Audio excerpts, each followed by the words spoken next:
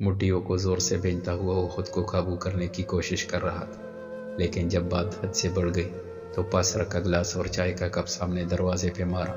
उस हरकत पे रजिया बेगम पर भी डर हावी हो चुका था। वो बगैर कुछ बोले, बगैर कुछ कहे वहाँ से उठा और लंबे लंबे डग भरता बाहर की तरफ निकल गया और वो उसे जाता देखती रही। दिमाग में उस वक्त कई सवालात थे, लेकिन मामला उस वक्त बेहद गर्म था। रूही भी अपना ड्रेस ठीक करती हुई नीचे आ रही थी जब उसे एक शरारत सूझी। वो चुपते चुपाते दौड़ती हुई नीचे आई, लेकिन पता नहीं लगने दिया। किचन के बाहर स्विच बोर्ड था जिसे देखकर वो शरारत करने का सोच रही थी। पाएगा मज़ा, और वो भी भरपूर वाला। तुमने मुझे जितना तंग किया है ना, मैं भी तुम्हें उतना ही तंग करूँगी, पर ज़्यादा नहीं करूँगी।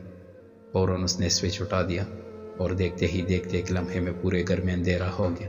हैदराबाद का एक बहुत पुरकशिश इलाका, हर तरफ हरियाली ही हरियाली और बेहद खूबसूरत फूलों की वादियों से भरपूर ये एक खुशगवार और दिलकश नज़ारा हर दिल का लुबाबा ठहर जाए।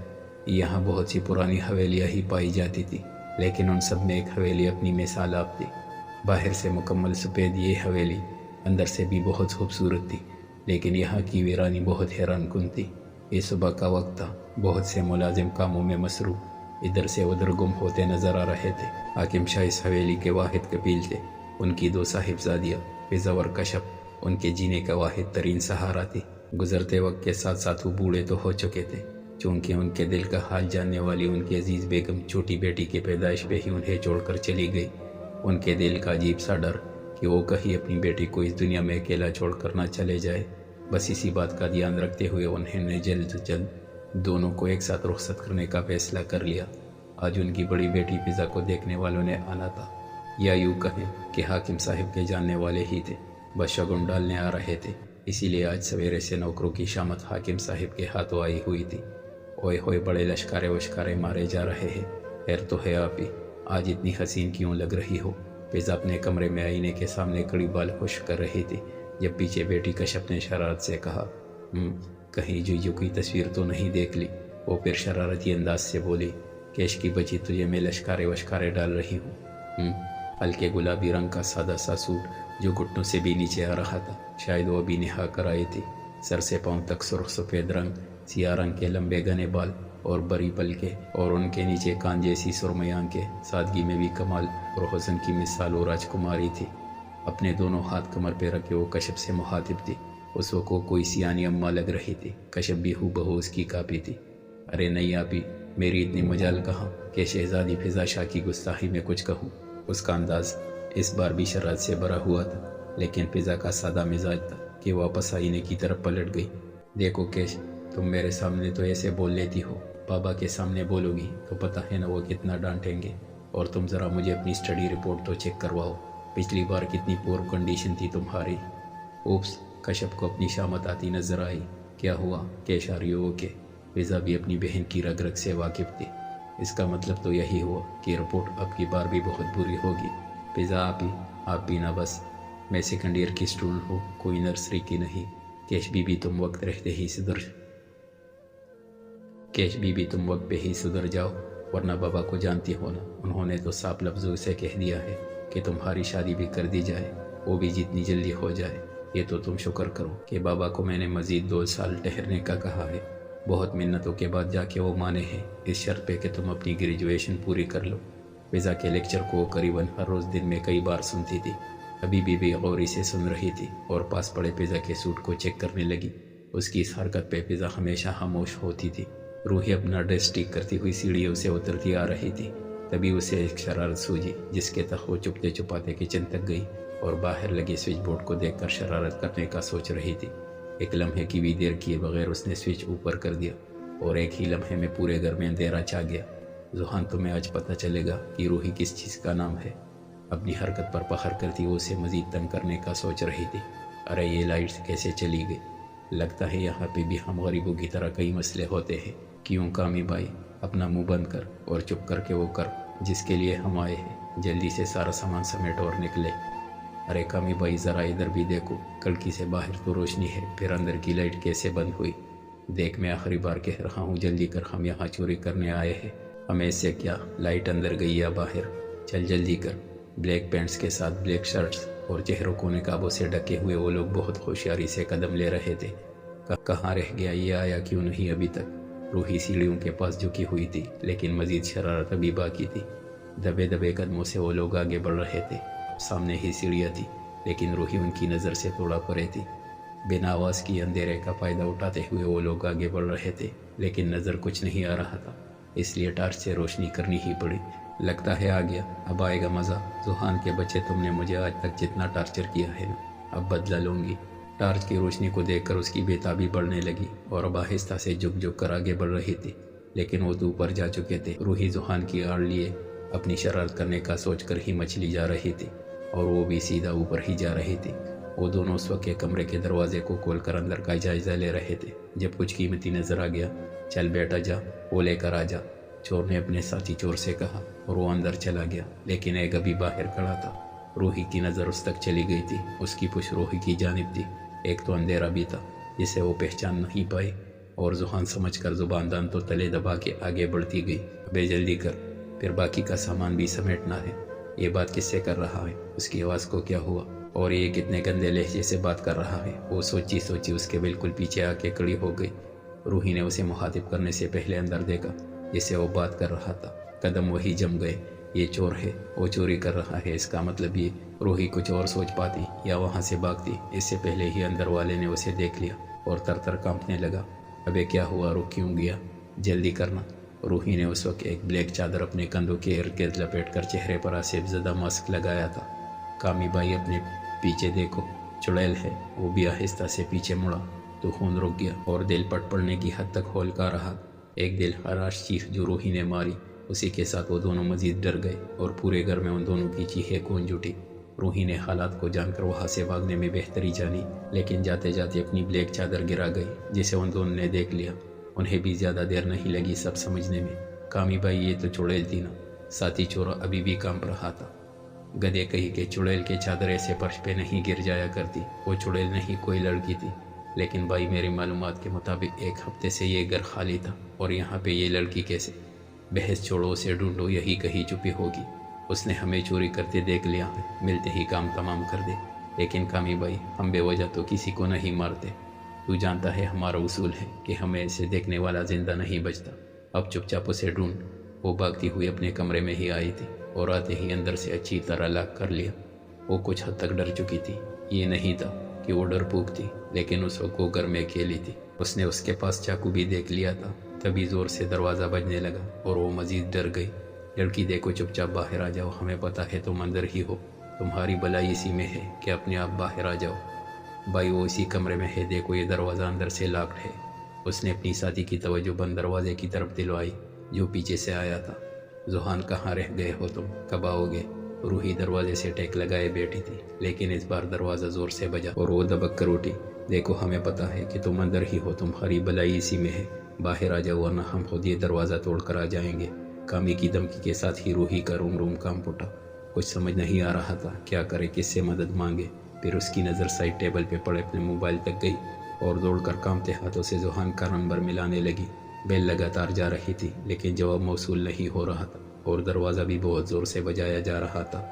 زحان please pick up the call, pick up the call please, Zahan phone اٹھاؤ۔ زحان کی طرف سے اس کی آنکھوں سے بے ساختہ آنسو نکلنا شروع ہو گئے۔ وہ کئی بار اسے فون کر چکی تھی، لیکن ہر بار وہ پک نہیں کی جا رہی تھی۔ تبھی دروازے کا لاک کھلنے کی آواز بھی آ گئی۔ کچھ سیکنڈ میں وہ لاک کھول چکے تھے۔ اب ان کے قدم آگے بڑھ رہے تھے، لیکن روحی وہاں نہیں تھی۔ زحان اس وقت کسی بلڈنگ سے نکل کر باہر آیا تھا۔ وہ کافی ٹینشن میں لگ رہا تھا اور کافی جلدی میں بھی تھا۔ کار میں بیٹھتے ہی ایک گہری سانس لے کر ٹائم دیکھا۔ اسے گھر پہنچنے میں کافی دیر ہو چکی تھی۔ اب بھی 1 گھنٹہ لگ سکتا تھا۔ فوراً کار سٹارٹ کر لی۔ آج کا دن ہی بہت برا تھا۔ پہلے فلائٹ ڈیلے ہو گئی۔ جب اگلی فلائٹ کا پتہ کیا تو کل تک کی تھی، اسی لیے مجھے برہان کی کار سے بائی روڈ نکلنا پڑا، اور یہ بھی ٹائر پنکچر کی وجہ سے 1 گھنٹہ مزید لگ گیا۔ روحی سے کہا بھی تھا کہ آ جا رہا ہوں، لیکن کافی دیر ہو گئی ہے مجھے، وہ تو میرا انتظار بھی کر رہی ہوگی۔ ایک کام کرتا ہوں، اسے ایک بار کال کر دیتا ہوں۔ زحان نے ڈیش بورڈ سے اپنا موبائل لیا جو کہ سائلنٹ پہ تھا۔ وہ دیانی سے موبائل آن کر چکا تھا، لیکن کار ایک ہی جھٹکے سے رکی۔ اس کی 20 مس کال اور ایک وائس میسیج بھی۔ زحان بغیر کچھ سوچے بغیر کچھ سمجھے وائس پلے کر دی۔ روحی کی آواز کانپ رہی تھی، لیکن بہت تیز بول گئی، اور زحان کی حیرت بھی۔ زحان گھر میں چور گھس آئے ہیں، ज़ुहान कहाँ हो तुम, प्लीज़ जल्दी आ जाओ, मुझे बहुत डर लग रहा है, प्लीज़ ज़ुहान जल्दी आओ। मैसेज सुनते ही अपनी कार की स्पीड बहुत तेज़ कर दी और एक हाथ से रूही को कॉल करने लगा। रूही की आवाज़ में डर से ज़्यादा ज़ुहान को अपने लिए तड़प महसूस हुई। उसके गिरते आंसू महसूस कर चुका था और हड़बड़ी में कार दौड़ा रहा था। कामी बाई कहाँ गई, वो दरवाज़ा तो अंदर से बंद था, कहीं वो सचमुच चुड़ैल तो नहीं। मुंह बंद कर और देख, उसे यही कहीं होगी। अगर दरवाज़ा अंदर से बंद था तो वो भी यही होनी चाहिए, अच्छे से ढूंढ। लड़की को कमरे के अंदर न पाकर वो हैरान तो थे, लेकिन इतने सीधे भी नहीं थे कि वापस मुड़ जाते। तभी रूही का मोबाइल बजा जो उसके हाथ में था। यही वजह बनी कि रूही उनको देख गई। वो काउच के पीछे बैठी थी। वाह भाई लड़की, हम पागल हो गए तुझे ढूंढते और तू यहाँ बैठी है। वो रूही के सर पे खड़ा था और रूही की नज़र सामने पड़े लोहे की रॉड पर थी। वैसे तो चुड़ैल तो नहीं ना। वो रूही को टच करने वाला था जब रूही दड़ मारते खड़ी हुई और लोहे की रॉड उठाई। खबरदार जो तुम दोनों मेरे पास भी आए, जान से मार दूंगी। रूही चीख रही थी, लेकिन उनकी गलीज नज़र उस पे ही थी। वो बेयकीनी से कहाँ लगाए जा रहे थे। रूही की समझ से ये बाहर था। अब तुम्हें मारने का प्लान कैंसिल क्यों कामी बाई? हाँ कैंसिल। भला इस अप्सरा को मारने का जिगरा किस में होगा? उन दोनों की गलीज और घटिया गुफ्तगू से वो रोबी डर गई, लेकिन ये वक्त हिम्मत का था, इसीलिए वो 2 कदम पीछे हुई और पास रखा वैस उनकी तरफ मारा, जिसे वो बढ़ गए और उसी का फायदा उठाकर रूही कमरे से भाग गई। वो भी उसके पीछे भागे, लेकिन रूही हिम्मत वाली थी। उस वक्त भी वो अपना दिमाग चला रही थी। Pick up the call dammit. Ruhi phone उठाओ, क्या हुआ है? मुझे कुछ समझ नहीं आ रहा। कार अभी भी तेज़ रफ्तार ही थी, लेकिन ये नामुमकिन सी बात थी कि वो फौरन से भी पहले पहुंच जाए। ज़ुहान के लिए भी ये होश और समझदारी से काम लेने का मुकाम था, इसलिए कुछ सोचकर उसने एक और नंबर डायल किया। हेलो एसपी रज़ा अहमद जी, मुझे आपकी मदद चाहिए। ज़ुहान ने अपने किसी जानने वाले को फ़ोन घुमा दिया, क्योंकि वो भी जानता था कि उसे कम से कम आधा घंटा और लग जाना था और वो रूही की जान पर कोई रिस्क नहीं ले सकता था। एसपी को सारी मालूमात देने के बाद उसने दोबारा रूही को कॉल्स करना शुरू कर दी, लेकिन वो फ़ोन तो कमरे में ही गिरा पड़ा था। रूही, अगर तुम्हें कुछ हो गया तो मैं कभी खुद को माफ़ नहीं कर पाऊंगा। मेरी ज़िंदगी का अनमोल पहलू हो तुम, तुम्हारे बगैर मैं मर जाऊंगा। अगर आज मेरी वजह से तुम्हारे साथ कुछ नहीं, उसे कुछ नहीं हो सकता। अगर उसका एक बाल भी बेका हुआ तो मेरा वहशी रूप सामने आने में वक्त नहीं लगेगा। ख़त्म कर दूंगा, सब कुछ तबाह कर दूंगा। मेरी रूही को कुछ भी हुआ, वो दीवानवार दौड़े जा रहा था जैसे उसका मुजरिम सामने हो और वो एक भूखे शेर की तरह उस पे वार करने वाला हो। उसे पूरे घर में ढूंढ लिया, वो कहीं नहीं थी। अब उनका रुख सामने किचन की तरफ था और थी भी वही, पर काउंटर के पास पैरों के बल बैठी थी। शायद वो इन्हीं का इंतज़ार कर रही थी। उनके जूतों की आवाज़ पास आती जा रही थी। उसकी दोनों मुट्ठियाँ भरी हुई थी। भाई ये रही हुस्न कली, ये कहने की देर थी और रूही ने आगे बढ़कर तेजी से अपने हाथ में भरी लाल मिर्चें उनकी तरफ फेंकी। अगले ही लम्हे वो तड़प उठे और चीखने लगे। उनको चीखता छोड़कर रूही ने अपना अगला काम शुरू किया और लोहे की रॉड एक पर बरसाने लगी। वो तड़प रहा था, लेकिन वो भी उस वक्त एक ऐसे रूप में थी जो हर लड़की तब अपनाती है जब बात उसकी इज्जत पे आ बने। कामी आंखों पे हाथ रखता रूही की तरफ लपका और रॉड छीन कर फेंकी। एक थप्पड़ उसके मुंह पे मारा। साली बालिज भर लड़की है और कामी के मुंह पे मिर्चें डालेगी। अब देखता हूँ तुझे कौन बचाता है, कहने के साथ वो आगे बढ़ा। रूही का सर काउंटर से टकराया था, लेकिन हिम्मत नहीं हारी थी। पास रखा लंबा चाकू उठाया और सामने वार कर दिया, जो सीधा कामी चोर के गर्दन को कट लगा गया। मगर वो इतना गहरा नहीं था कि खून बहने लगे। वो इंसान कोई फौलाद का था जो उससे भी नहीं रुका और बढ़ता चला गया। देखो मैं कह रही हूँ, मेरे पास मत आना, मैं मार दूंगी। रूही के कदम जितने पीछे जा रहे थे वो उतना ही आगे आ रहा था। उसने अपना हाथ बढ़ाया तो रूही ने दूसरा वार किया, जो उसकी कलाई को कट लगा दिया। दर्द अभी भी उसकी आंखों में नहीं था। अब वो दोबारा आगे बढ़ रहा था। तभी वहाँ एक गोली चली, जिससे रूही की चीख उभरी। कामी के सीने के बीचों बीच गोली लगी थी। दूसरी गोली चली और वो कुछ ही देर में ज़मीन बोस हो गया। रूही ने हैरानी से उस बेजान वजूद को देखा। तभी हाल की लाइट्स जली और सामने एसपी रज़ा अहमद थे। उनकी उम्र करीबन 45 के लगभग थी। साथ में कुछ हमला भी था। उन दोनों को हिरासत में ले लो, डू इट फास्ट। उन्होंने जूनियर ऑफिसर को ऑर्डर दिया और उन्हें उठाने लगे। एक तो कब से तड़प रहा था तो दूसरा फर्श पे ऊंधे मुंह पे जान पड़ा था। मिसेस ज़ुहान, एसपी ने रूही को मुखातिब किया जिससे वो होश की दुनिया में वापस आई। मिसेस ज़ुहान, हमें खबर मिली थी यहाँ वारदात होने वाली है। हमें उन दोनों की बहुत पहले से तलाश थी। एक आमिलाना, एक जाना माना चोर था। हम बहुत टाइम से उसकी तलाश में थे। आज जब ये मिला, मजबूरन हमें इसे ख़त्म करना पड़ा। खैर, आपने बहुत बहादुरी से काम लिया, वेरी वेल डन। अब हम चलते हैं। پولیس کے جانے کے بعد بھی وہ کتنی دیر اسی جگہ کو دیکھتی رہی جہاں وہ لاش تھی۔ پھر اٹھ کر لاؤنج میں آئی، تبھی مین ڈور پہ بیل ہوئی۔